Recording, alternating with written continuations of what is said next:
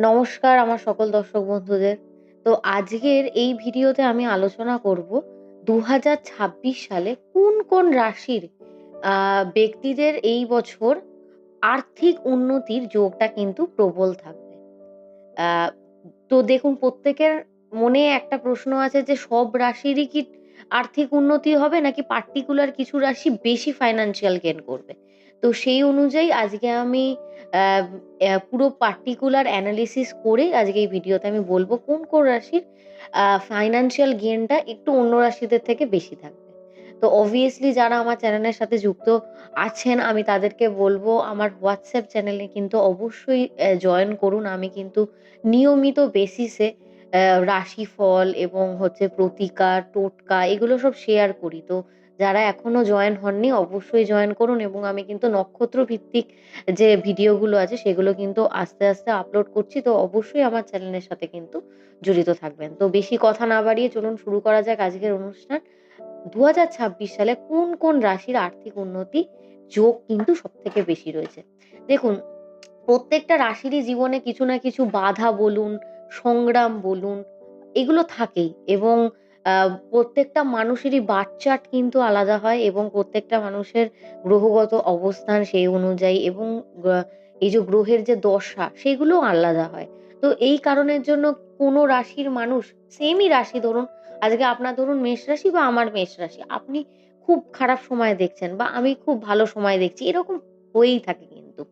তো এই কারণের জন্য এই যে বছর ভিত্তিক যে আর্থিক উন্নতি, এইগুলোকেও যদি ক্যালকুলেশন এর কথা বলি, এগুলোর জন্য পার্টিকুলারলি মেইন কিছু প্ল্যানেট আছে এবং মেইন কিছু ঘর বা জ্যোতিষে যে ঘরগুলোকে মেইনলি আমরা আ বা ক্যালকুলেশন করে থাকি।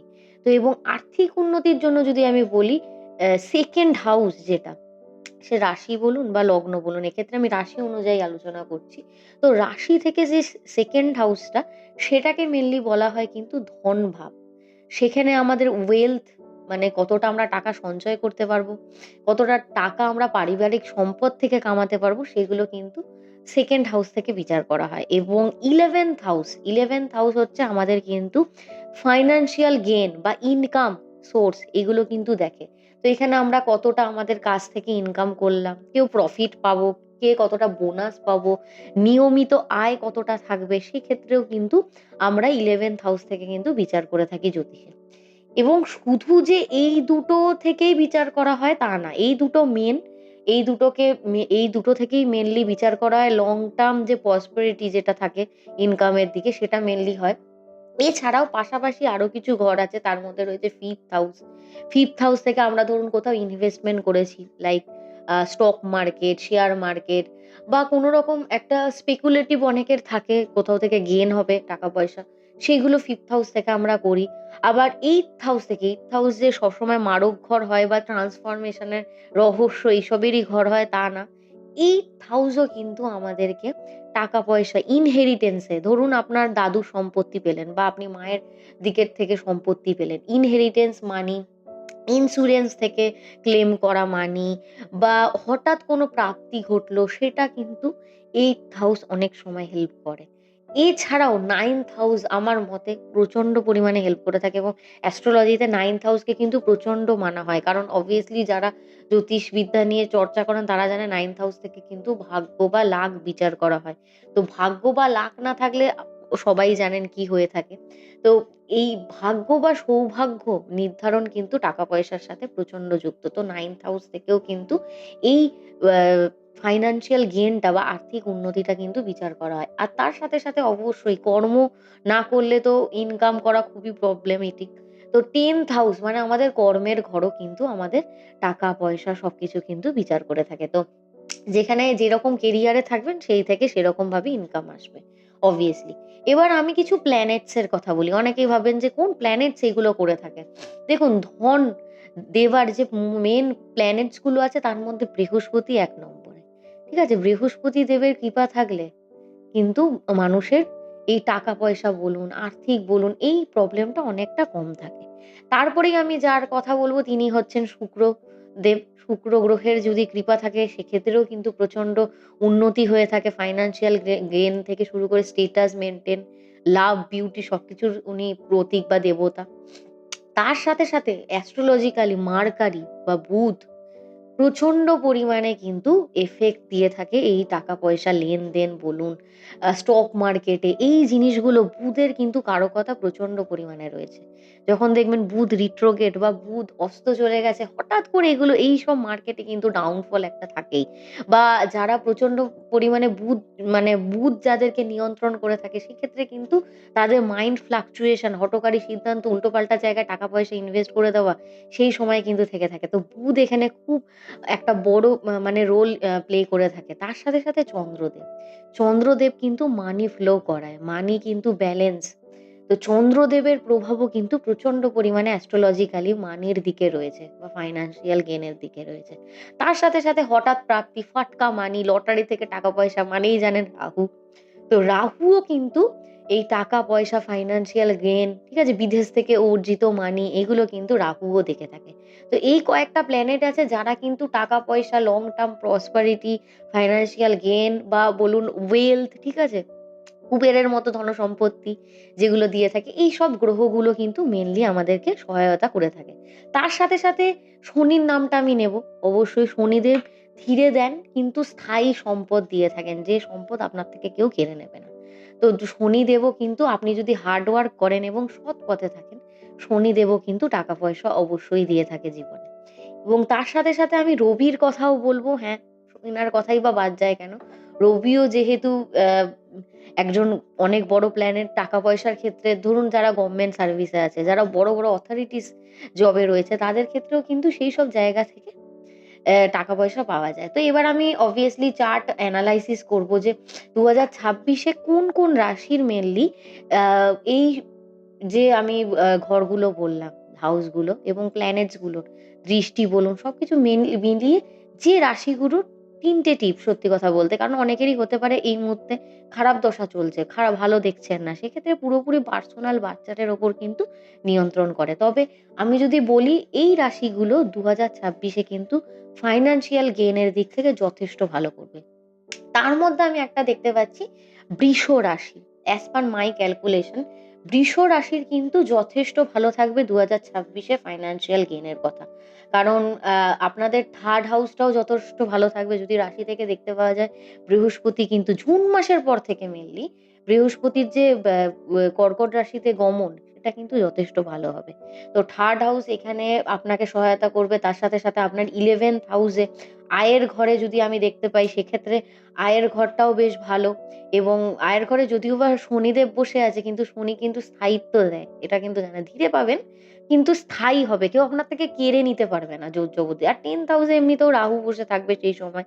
তো সেই জন্য অতটা কিন্তু খারাপ আমি দেখতে পাচ্ছি না বৃষ রাশির জন্য। ফাইন্যান্সিয়াল স্টেবিলিটি যদি আপনি নিজের ভাগ্যোদয়ে যদি একটু এফার্ট দিতে পারেন, অবশ্যই এবছরে কিন্তু ২০২৬ এ বৃষ রাশির জন্য বেশ ভালো বছর আর্থিক দিক থেকে। আর্থিক দিকে উন্নতিই করতে পারবেন আপনারা। এরপরে যে রাশিটার আমি কথা বলব, সেটা কিন্তু হচ্ছে মিথুন রাশির কথা।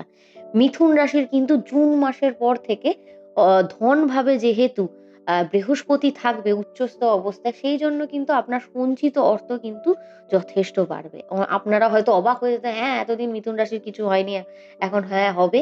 অবশ্যই নিজের ওপর হোপ রাখতে হবে এবং কর্মটা সঠিক থাকলে কিন্তু আপনারা যথেষ্ট পরিমাণে কাজকর্মের দিক থেকেও স্থায়িত্ব পাবেন এবং টাকা পয়সা এবারে কিন্তু বাড়বে আপনাদের। সঞ্চয়ের পরিমাণটা কিন্তু যথেষ্ট থাকবে মিথুন রাশির ২০২৬ এ। আর্থিক উন্নতির যোগ কিন্তু মিথুন রাশির রয়েছে। তাহলে কোন, কোন রাশির কথা এখনো বললাম? বৃষ রাশি এবং মিথুন রাশি।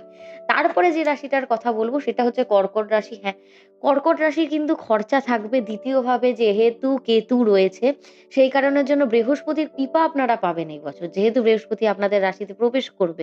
হ্যাঁ, ১ম বছরের ১ম দিকে রিট্রোগেট থাকার জন্য একটু প্রবলেম তো অবভিয়াসলি ফেস করবেন। কিন্তু জুন মাসের পর থেকে কিন্তু আপনাদের রাশিতে যেহেতু বৃহস্পতি প্রবেশ করবে, সেইজন্য হঠাৎ করে কিন্তু ভাগ্যটা আপনাদের উদয় হবে এবং টাকা পয়সার দিক থেকে যথেষ্ট ভালো সময় দেখতে পাবেন। কিন্তু এই সময়টা কাউকে বলার দরকার নেই। কারণ এটা করলে আপনাদের কিন্তু এবছর নজর লাগার যে যোগটা কিন্তু প্রচন্ড রয়েছে কর্কট রাশির। তাই জন্য বলব, শো অফ কাউকে বলা যে আমার এই কাজটা হচ্ছে করবেন না। কারুর কথায় এসে কোন জায়গায় ইনভেস্টমেন্ট করা দরকারই নেই। যেহেতু কেতু 2nd হাউসে বসে থাকে, কেতু কিন্তু এক্ষেত্রে প্রচন্ড পরিমাণে প্রবলেম ক্রিয়েট করবে। কিন্তু আমার মনে হয় আপনাদেরকে জানানো উচিত, যেহেতু বৃহস্পতি থাকবে, আর্থিক উন্নতির যোগ রয়েছে, কিন্তু তার সাথে, সাথে খরচের যোগটাও কিন্তু থাকবে। তাই জন্য বলব, যেহেতু এই যোগটা রয়েছে 8th হাউসে, যেহেতু রাহু, 8th হাউস থেকেও যথেষ্ট আপনি ইনকাম করার চেষ্টা পাবেন, মানে ফ্যামিলির দিক থেকে সাপোর্ট পাবেন কর্কট। তাই জন্য বলব এই দিকটা একটুখানি দেখে শুনে চলতে, না হলে কিন্তু কোনো প্রবলেমই নেই। যেহেতু ভাগ্যস্থানে কর্কটের এই মুহূর্তে শনি থাকবে ২০২৬-এ, ভাগ্য ধীরে উন্নতি হলেও কিন্তু স্থায়িত্ব আপনারা পাবেন।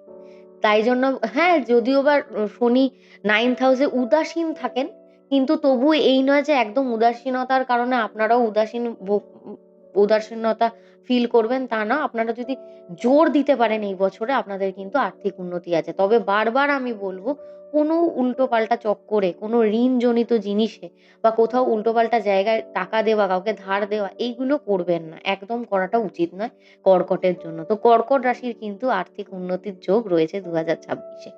তারপরে যে রাশিটার কথা একদম আমি চলে আসবো, সেটা দেখতে পাচ্ছি আমি তুলা রাশির ক্ষেত্রে কিন্তু। তুলা রাশির ক্ষেত্রেও কিন্তু আ ১ম ভাবে আপনাদের বৃহস্পতি থাকছে। জুন মাসের পর থেকে কিন্তু কর্মস্থানে বা কর্মের পদোন্নতিতে আপনারা কিন্তু অনেক সাপোর্ট পাবেন। তাই জন্য বৃহস্পতির কৃপায় আপনাদের জন্য বেতন বৃদ্ধি, এই জিনিসগুলো দেখতে পাবেন, এবং এই কারণের জন্য কিন্তু আপনাদের এই বছরে ২০২৬-এ আর্থিক উন্নতির যোগটা কিন্তু আমি যথেষ্ট দেখতে পাচ্ছি। 6th হাউস আপনার স্যাটার্নও থাকবে। সেক্ষেত্রেও আপনার কোনো রকম আইনি জটিলতা থাকলে সেটা কেটে যাবে। শত্রুরা প্রবলেম করতে এলে সেখান থেকেও আপনি আরামসে বেরিয়ে যেতে পারবেন। তো সেই দিক থেকে বলব, আপনাদের জন্য যে বেশ ভালো রয়েছে। জমি বা গাড়ি কেনার যোগ রয়েছে তুলা রাশির। তো তুলা রাশির জন্য কিন্তু আর্থিক উন্নতি ২০২৬-এ বেশ ভালো রয়েছে অ্যাজ পার অ্যানালাইসিস। এরপরে যে রাশিটার কথা বলব, সেটা হচ্ছে মকর রাশি। হ্যাঁ, মানে কি বলবো, অনেক বছর পর আপনারা আপনাদের ব্যাপারে ভালো শুনতে পাচ্ছেন। জানি বিশ্বাস করবেন না, obviously বিশ্বাস না হওয়ারই কথা। এবং এটাও আমি আগে বলে দেবো যে হ্যাঁ, টাকা-পয়সা আপনারা পাবেন, আর্থিক উন্নতির ভালো যোগ থাকবে। কিন্তু কি বলুন তো, এত বছর আপনারা যে কষ্টটা পেয়েছেন আর্থিকভাবে, এবং যে ঘাটতি বা খামতিটা থেকে গেছে না, সেখানে আপনারা কোনো না কোনো দিকে আর্থিকভাবে সফলতা বা সাফল্য পাওয়ার পরেও না মন থেকে হ্যাপি থাকবেন। এই জিনিসটা হবে। পাওয়ার পরেও মনে হবে কোনো না কোনো দিক থেকে আমার ঘাটতি বা খামতি হচ্ছে। এটা আমি আগে থেকে বলে দিলাম। মকর রাশিদের কিন্তু এই বছর ২০২৬-এ আর্থিক উন্নতির যোগ অনেক দিন পর কিন্তু ভালো হবে।